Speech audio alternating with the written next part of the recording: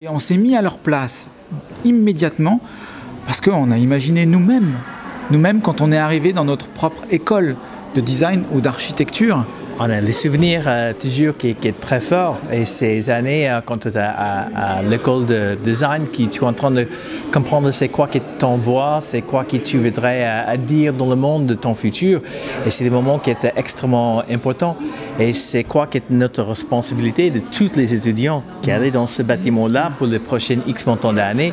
C'est excitant et maintenant il y a beaucoup d'idées de comment on peut faire ça différemment.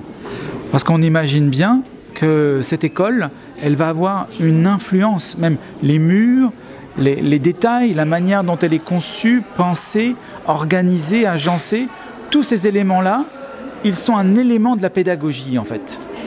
Donc on imagine qu'un étudiant, une étudiante qui arrive comme ça, qui est jeune, qui ne connaît pas forcément l'histoire de l'architecture, l'histoire du design, eh bien on veut qu'il regarde autour de lui des détails, il y a des choses qui vont petit à petit comme ça rentrer dans sa mémoire et qui lui serviront à un moment donné dans son propre travail.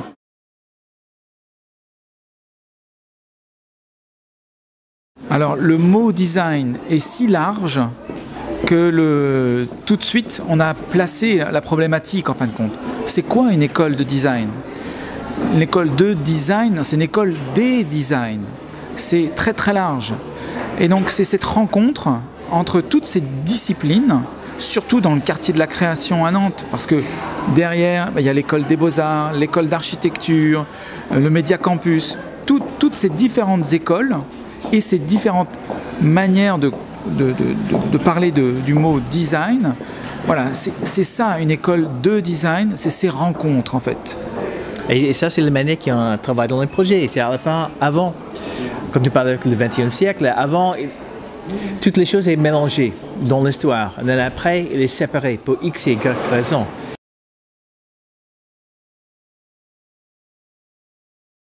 C'est la porosité entre toutes les disciplines qui étaient en jeu aussi dans le projet. Et donc on a vraiment travaillé de manière sans frontières avec les autres membres du groupement, avec Marc Mimram, avec Gaël Penaud. Je pense qu'on s'est tout simplement mis dans le contexte, on a bien écouté aussi.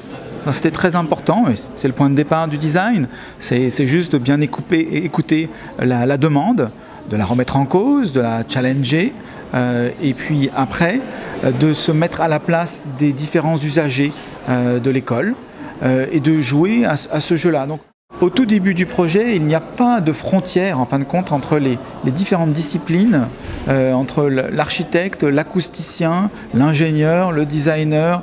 Non, nous sommes tous des concepteurs, on utilise tous les mêmes outils et on discute de ce que c'est qu'une école de design.